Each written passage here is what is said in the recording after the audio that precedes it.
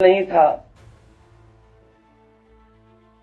भाजपा की दरारवादी राजनीति का काला दस्तावेज था। जिन्होंने नारी को अपने संगठनों में मान सम्मान नहीं दिया, वो राजनीति में क्या स्थान देंगे। इनका वोटर बन जाता है। इस तरह ये अपना उल्लू सीधा कर लेते हैं। इसका सीधा मतलब ये हुआ कि भाजपाई सत्ता पाने और सरकार बचाने के लिए कोई भी साजिश कर सकते हैं। ऐतिहासिक लोकतांत्रिक जीत के अवसर पर मिल रहे हैं, जब सरकार की बदनीयत की हार हुई है और परसिमन बिल पास नहीं हो पाया है।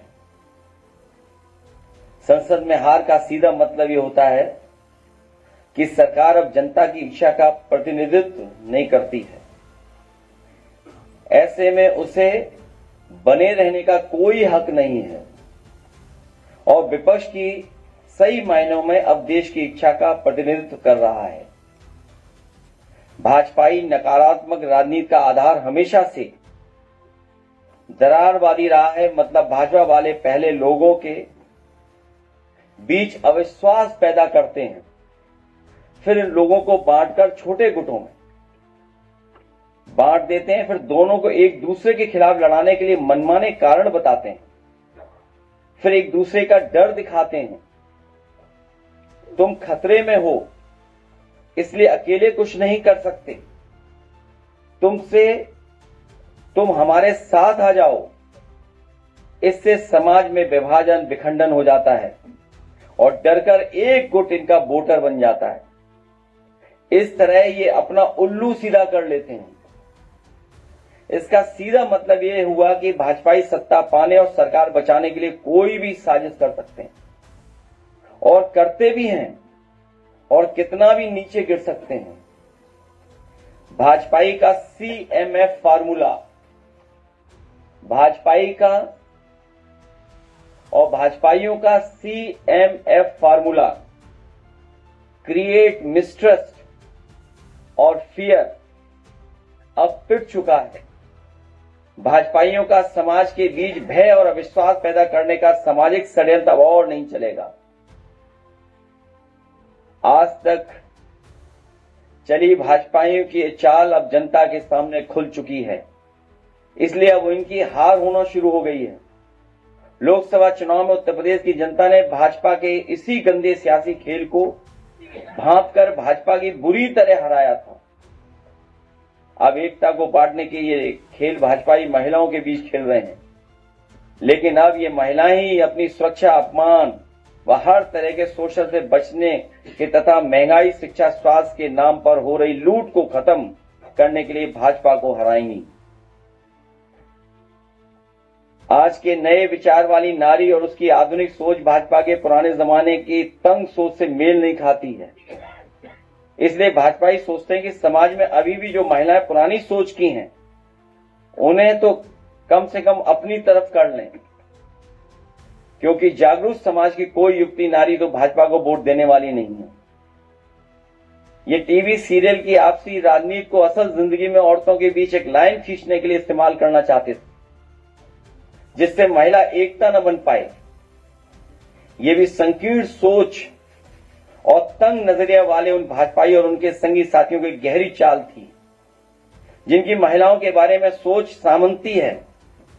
मतलब जो पुरुषों की सत्ता में विश्वास रखते हैं और इस बात में भी कि नारी को कमजोर रखो, नारी को अधिकार मत दो, उसे न निर्णय की स्वतंत्रता दो, न सोच विचार की, न घूमने फिरने की, न पहनावे की, जिसका उदाहरण इनके दकियानूसी पुरातन पंथी रूढ़िवादी रंगे पुते लोगों के उन विरोध और प्रदर्शन में दिखता है, जो अक्सर मुंह छिपाकर हाथों में डंडे लेकर के स्कूल कॉलेजों में, सार्वजनिक स्थलों में, पार्क में, रेस्टोरेंट में और यहां तक कि लोगों के घरों में अपनी कुछ तथाकथित प्रथाओं को बचाने के लिए हिंसक हो जाते हैं।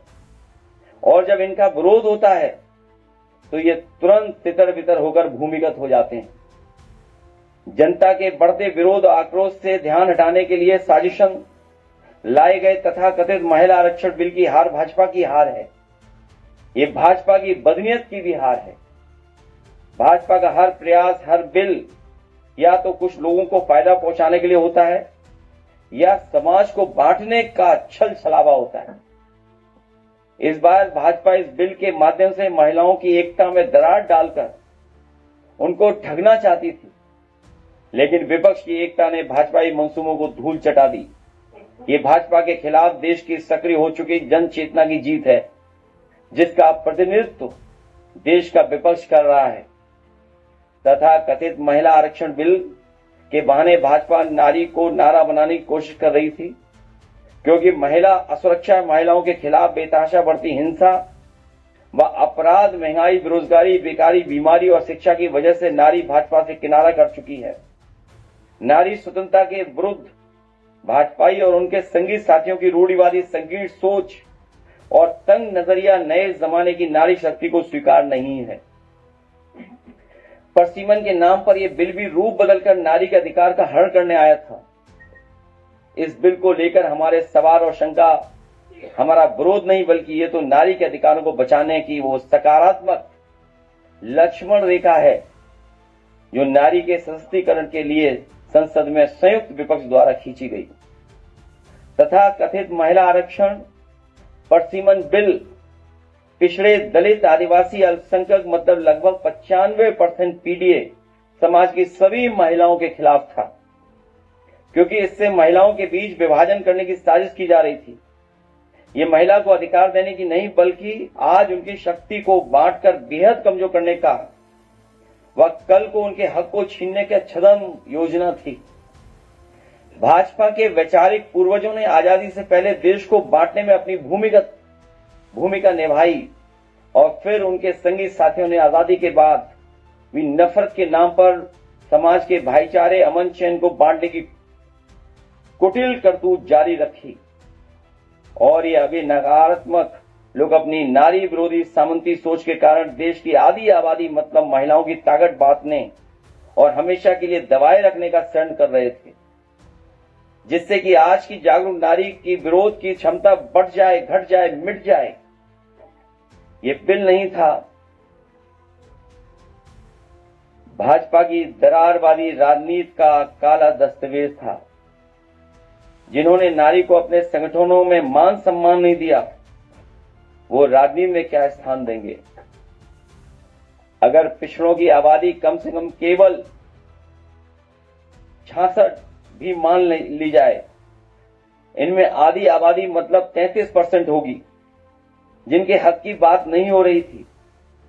इसका मतलब यह है कि बिल 33% महिलाओं के हक देने के लिए नहीं, बल्कि उनका हक मारने के लिए लाया जा रहा था। ये भाजपा और उनकी वर्चस्ववादी महिला विरोधी सामंती सोच की साजिश है, जिसका हम विरोध करते रहेंगे। इसके लिए भी चाहे साल लगे या सदी। दरअसल ये 33% महिलाओं को आरक्षण दे नहीं रहे थे, बल्कि 33% महिलाओं से आरक्षण छीन रहे थे। अगर इनमें अनुसूचित जनजाति व अल्पसंख्यक महिलाओं को भी जोड़ दिया जाए तो पीडीए महिलाओं की हकमारी का ये आंकड़ा 50 तक पहुंच जाता है। हम महिला बिल के विरोध में नहीं थे, सिर्फ उनके पास शोषणकारी तरीके के खिलाफ थे, जिसकी मंशा खराब थी। अगर किसी काम को करने की सही मंशा होती है तो शंका नहीं होती है। दरअसल ये भाजपा की हार की हड़बड़ी में उठाया गया कदम था, इसके पीछे कोई तैयारी नहीं थी। हमारे बीच इस बिल को लेकर इसलिए रोष था क्योंकि प्रक्रिया में दोष था। हमने माना कि इस बिल में खोट है, क्योंकि भाजपा के नजर में केवल वोट है। इसलिए हमने विरोध किया और लोकतंत्र और संविधान को बचाने की एक और मुहिम में हम सफल रहे। दरअसल महिला आरक्षण बिल का तो आधार ही निराधार था। आरक्षण का आधार अगर कुल सीटों का 1/3 है तो इसका मतलब हुआ कि ये गणित का विषय है और गणित का आधार अंक होते हैं, ये संख्याएं होती हैं, कोई हवा हवाई बात नहीं। और इस तरह के मामले में संख्या का आधार जनसंख्या होता है, जिसका आधार जनगणना होती है। जब महिलाओं की जनसंख्या के लिए 2011 के पुराने आंकड़ों को आधार बनाएंगे तो महिला आरक्षण की आधार भूमि ही गलत होगी। जब भूमि में ही दोष होगा तो सच्ची फसल कैसे उगेगी। इसलिए हमने कहा जब गिनती ही गलत होगी तो आरक्षण कैसे सही होगा। ये संशोधन के नाम पर जो जल्दीबाजी दिखा रहे थे, दरअसल उसके पीछे भाजपाइयों की मंशा ये थी कि जनगणना न करनी पड़े, क्योंकि जनगणना हुई तो जातिवार आंकड़े भी देने पड़ेंगे और जातिवार आंकड़े भी देने पड़ेंगे और जातिवार आरक्षण भी देना पड़ेगा।